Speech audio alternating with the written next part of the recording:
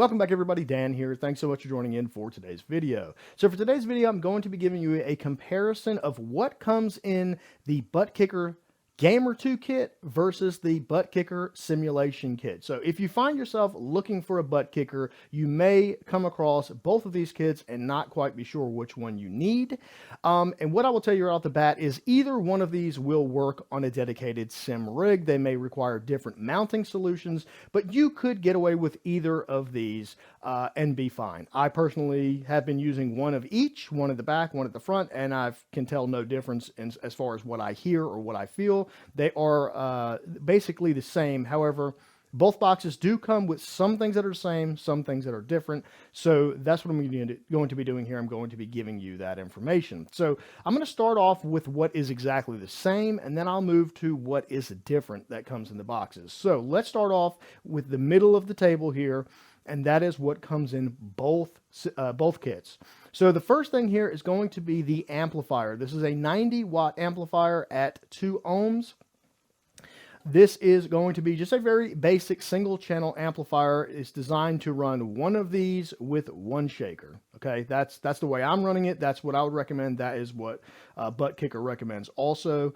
And it is a very basic amplifier. However, it works just fine. Like I said, it sends 90 watts to each one of these if you're running one and one. Obviously, it would half that if you tried to run 2 shakers with one of these. But yeah, it's a very basic amplifier on the back here. And I'll give you the serial number just in case you're curious. The serial number is BKA-130-C-A.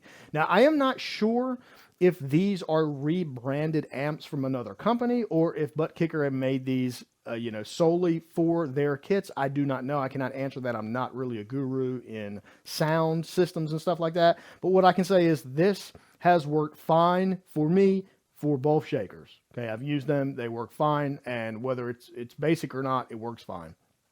So on the front here, you're going to find a low cut filter and high cut filter on off, and then you can adjust the frequency of where you want that to be. I'm not even going to pretend to you guys that I really know a lot about this stuff. Audio is not really my thing, but what I know is it works when I plug it in, right? So I just want to get that out there because I'm not really an audio guru.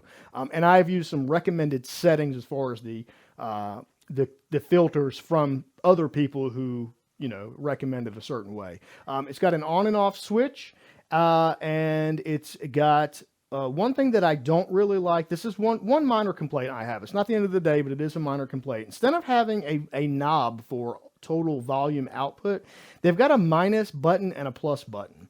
Now, the reason why I don't like that is because it's quite irritating when you're trying to line up the volumes on multiple butt kickers, which right now I'm doing that with 2, or multiple amps. Right now I'm doing that with 2, and that's going to become even more annoying when I'm running 5 of these, which I will be doing soon. So I would have really preferred a volume knob, so I can just set them and forget them all at 50% or 75%, and I can visually see that they are all at the same point. That's quite hard to do with these buttons, but again, it's not the end of the day. It is what it is. I have had no issues with this amp. This amp has been working fine for me. I have seen some people suggest that they've had issues with this amp and that you should replace it. Personally, I am going to use these amps until they stop working, if they ever do. This is what I'll say about audio amps and audio equipment in general. Back in the day, I had subs and stuff like that in my car, like many of us had.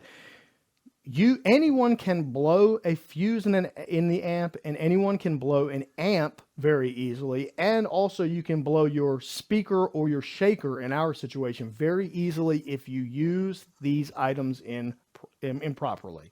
Okay, so if you run this at full force constantly and let it heat up and don't have any airflow to it and stuff like that, you do risk operator error, which I think is probably what is happening in a lot of these occasions. Operator error is blowing the amp. That's not the fault of the amp. It's only capable of doing a certain amount of work. So if you try to make it do more work than it's capable of, there is always a chance that you're going to blow the amp or the fuse, or even worse, the shaker itself or the speaker. Just keep that in mind. That has nothing to do with the amp itself, in my opinion. I think these are going to just be just fine for my use as long as I use them properly, which I do intend to. Now, if I have any issues with this, I will update you guys and let you know. Now, also what comes with the amp here is going to be a wired controller. Now, I'm not so sure about this. I don't really use this. I did plug one of them in just to see if it worked, but basically all it does is turn it on and off, and it uses these same, where are they? Right here. It's basically like clicking these up and down volume buttons. In a use case like we're going to be using these, I suggest setting and forgetting the volume. Get it the volume where it needs to be, and then don't mess with it. So there's really not a use for this. I think this would be better or more useful if it was wireless, not wired, but I just want to let you know it does come with both kits. And it's actually found in the box that the amp comes in. Okay, so amp, hardwired power for the amp, which is just a standard power cable, just like seen in the back of your computer, various other places. And the controller, the wired controller, comes in the amp box. That will come with both kits. A couple other things that come with both kits. This is your audio source cable. Both kits use this. It's a 3.5 millimeter jack that will come out of an audio source, such as a dedicated sound cord, dedicated sound card, onboard sound, or maybe a 3.5 millimeter audio jack you may find underneath your monitor, something like that. It takes the sound from the audio source and plugs it using RCA cables into the back of the amp right here. Sorry, that's the front. It goes into the input right there. And that's how you get your audio source into the amp.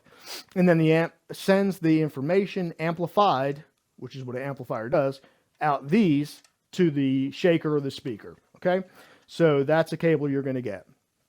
Don't lose this. This is very important. You cannot use this without this. Then there's some what I think are less important cables. I really didn't use them. I'm not sure what the use case is for, but this is an RCA male to female. So I guess it's just an extension cable of sorts, an RCA extension cable if you need more length. And then it comes with two splitters. This is an RCA splitter, and this is a mini 3.5 millimeter splitter. Okay, I didn't use these. I'm not sure why you would use these. I think maybe it has something to do with consoles, because both of these kits are compatible with consoles. I don't recommend running them like that because it will not allow you to utilize a software that will really change the way these shakers feel. But you can use them on any kind of like PlayStation, Xbox, or whatever. If you choose to do that, you can do that. So that is what comes with both. Amp, controller, power, various cables comes with both. That's going to be in either kit. Now let's start talking about what is different, because this is where you're going to have to kind of think about which one's going to be right for you. Okay, so what I'm going to talk about first is the meat and the potatoes here, the shakers themselves. Okay, in the Gamer 2, you have this shaker.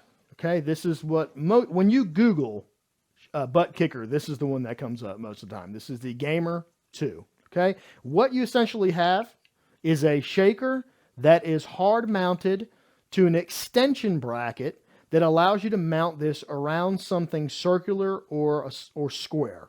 So this basically loosens up and allows this to get larger, and you can grasp it to something such as it's intended to be on the bottom pole of a office chair or anything like that. Any kind of cylinder or square metal piece of pole or pipe or whatever you can mount this to, right? It's intended to have the mounts built in. And you can use this, and I do use this on a sim rig, okay? You will have to, figure out some mounting solutions, and I'm going to show you an example of that. If you're using a profile rig, I ordered from eBay this right here, which basically this will mount, it's not big enough for you to see right now, but basically that's going to mount around that. I'll tighten it up, and then it has these two holes to actually bolt it right into the profile. So that's how I'm going to use this. So there are mounting solutions to use a Gamer 2 on a profile rig or any rig. Even if you have a standard rig like my GT Omega ART, I could still use this mount. I just had to drill some holes through the frame, which is fine. That's not a big deal. Okay. Now, in the simulation kit, you're going to get what's called the ButtKicker Mini Concert. Okay. Now, From what I can tell, I've done quite a bit of research, and I've also heard both of these running at the exact same volume, and they sound exactly the same. So I believe, and I could be incorrect on this, but I believe the internals of this and the internals of this are identical. They're both 2 ohms running off the same amplifier. They're the exact same shape and size. I basically think that they just have different mounting solutions. Okay, that's the big difference. They sound identical. They feel identical to me. Okay, but let's talk a little bit specifically about the one that comes in the simulation kit. This comes with 2 mounting solutions attached. You can run bolts through these side mounts. You could probably do 2 or 4 if you wanted to, and you would mount it basically on the side of a rig. And I'm going to use this amp as an example. You'd mount it to the side like this. Okay. That is not the way I am going to do it, but you could do it like that. And then it also has 3 holes on the bottom, which allow for bolts to go through there and mount it that way. That is how I am going to be doing it. And basically, it will sit on top of the profile rig like that, right? Other than that, though, I think they are the exact same. They're both 2 ohms. They sound identical to me. So it's just the mounting solution here, okay? All right, so now what I want to talk about is how they actually connect to the amp. So both of these kits are going to plug in to the back of the amp using what I just learned recently are called banana connectors. Okay, banana cable or a banana connector. Maybe, I guess it's because the shape of it kind of looks like a banana. I do not know. I am not an audio guru, as I said. Okay. The difference here is that the simulation kit is going to come with standard cable. Standard cable that is separate. This is speaker wire. Standard speaker wire that is separate and not attached to the shaker itself. So you're going to have to do a little work here putting these together using heat shrink or some kind of electrical connectors. And that is the difference. So this cable comes out of here, but it stops, it's cut short, and you're going to have to manually somehow put these together, okay? Whereas the Gamer 2 comes with a cable attached to it just like this one. However, if you'll notice at the end of this cable, it's got what is called it's like a quick release or a breakaway cable. Some people call it a breakaway cable. But you'll notice the other end of it is the female end of this breakaway cable. So in the Gamer 2, you literally, there's no work to be done. You just set it up, put it where you want, and you connect these 2 cables. It literally just plugs in, and it's a breakaway cable, and it is pretty tight. So you don't have to manually put electrical wires or speaker wires together as you do with the simulation kit. These just plug in. Now, personally, I prefer this method, okay? I would rather not have to do this work. However, I understand why they did that. This is much more flexible, and they know it's going to be running around rigs, and there's going to be much more wire management, where this is more of a temporary solution. It's kind of going to be dangling more than likely off the side of your chair, and you want to be able to break away real quickly and it not be permanent. So this is a temporary solution, whereas this will be a permanent solution and much easier to manipulate around your rig as it finds its way to the amp. Okay, so I understand why they did that. Just know you're going to have to put more work into getting the simulation kit all set up. But again, here's the major difference here. Simulation kit is considered to be permanent, whereas the Gamer 2 is considered to be a temporary solution that you can move around if you need to. Now, most people in our use case won't do that, but just know that that's the deal. I'm going to be using one of these permanently and one of these permanently. They're not going to be moving once I get them set up. Okay, so as far as cable management goes, since I was just talking about that, the Gamer 2 is going to come with a couple of these. And I have actually lost one already, but this is just basic Velcro, and if you need more of this, you can run to the store and get this. Again, temporary solution. It's just Velcro to hold things tight so that you can move them easily if you need to. Whereas the simulation kit actually comes with cable ties, which are more of a permanent solution. You're going to pull these tight and cut them at the end, and they're not designed to come off forever until you really need to get them off. Then you have to cut them off, and these are no longer useful. So again, permanent solution, temporary solution, right? So movable, right? I wouldn't suggest doing that, but you can readjust these, move it from one seat to the next, or whatever you have to do, much easier than this permanent solution here. Permanent is great, but it comes with the headache of having to mount it all up initially and get this wiring put together and the speaker wires put together. And the last thing that the simulation kit comes with, compared to the Gamer 2, is these rubber isolators. Okay, so what these are for is these go under your rig, and what they do is they isolate the vibrations from going into the floor and force them back into your rig. So with these isolators, you will feel more vibration in the rig and less people around you will feel the vibration. If you run any butt kicker or any shaker without isolators, you're not going to feel as much in the rig because more of that vibration is actually going to go into the floor. If you have shared walls or you live in an apartment or something like that, that's a bad idea. I do recommend running these. Now, I first bought this one originally, which didn't come with isolators. And I saw on the website that you can buy these isolators from ButtKicker. But then I saw the price of them, and honestly, I forget how much they were. But I was like, let me see if I can find some rubber isolators somewhere, maybe Amazon or eBay, for less money. And I did. But let me tell you, not all isolators are made equally. I ordered what I believed was the same type of rubber isolator that ButtKicker offered. And as you can see, they are much different. Okay? They're both rubber isolators, yes, but they are much, much different. This one is far more robust. It is much softer, yet still firm enough to hold a profile rig up, where this one is, it's a little bit soft, but it's not that soft. But a long story short, if you need additional isolators and you don't go with the simulation kit, like the Gamer 2 does not come with isolators. I just want to emphasize that. And you need to buy some, I'd go ahead and buy the isolators from ButtKicker anyways, because they are just much better. I cannot find these exact isolators anywhere else but on ButtKicker's website. I can find loads and loads of different rebranded versions of these, but they are not as good. These are much better. Okay? So to end that there, the simulation kit comes with 6 of these. Okay? And of course, both of these kits are going to come with directions and, various warranty information and stuff like that. Like anything you buy would come. But this is the main component. So these wires come, this standard amp comes, the controller for the amp, and the power wire. This is all the same. What's different, again, is the banana wire that comes with the Gamer 2 is kind of a non-permanent solution, much easier to connect, whereas the simulation kit is going to be, you're going to have to hardwire these and figure out a connecting solution. And then the other difference here is the Gamer 2 comes with a do-it-all mount, I would call it. You can basically mount it anywhere.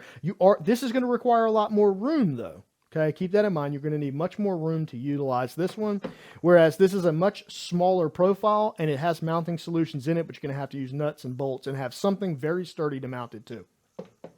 So that's going to be basically the difference, guys. Oh, yeah, I'm so sorry. I almost forgot to tell you about this. The length of the cabling or speaker wire that comes with both of these is roughly the same. I did a rough measurement. They're roughly about 10 feet long for both. So there's plenty of length in both. And actually, when you consider the 10 feet of this or so with the additional maybe 2 feet of this one, the Gamer 2 actually has more length, honestly. Maybe a couple feet more length. But this 10 feet is more than ample, I do believe. And then speaker wire is cheap. If you need more speaker wire, you can run to your local Walmart and get some for dirt cheap. A whole roll of it for like $4 or $5. If you find that you do not have enough. But yeah, so that's it, guys. Hopefully that helped out. Again, the Gamer 2 kit is $179.95, whereas the simulation kit is $219.95. So it's a $40 difference. Which one do I like better? It's really hard to say. I definitely like... It's a really, really hard to say, guys. I'm not sure which one I like better. I actually think... And I'll end it with this. I like these for what I'm using them for, and I like this for what I'm going to use it for. And I wouldn't swap them around. And just to give you a quick rundown of what that is, this is going to be used at all four corners of my rig for suspension, telemetry, front right, front left, rear left, okay? And I think these will definitely work better for that localized effect. Whereas this is actually going to be used under my seat as it was before as just a shaker to give me that shifting effect directly connected to the seat. And I think that that works better for this because it's easier to get this connected with the seat frame than this. So yeah, so that's it. Hopefully that helps you out, guys. That is the difference between the ButtKicker Simulation Kit and the Gamer 2. They're about $40 difference. Which one's right for you? I don't know. You'll have to make that decision, but hopefully this will help you see what comes in each package. So guys, if this was helpful, please leave a like and subscribe if you're not. As always, guys, I appreciate you hanging in for these long videos. Thank you very much, and I'll talk to you in the next video. We'll see you later.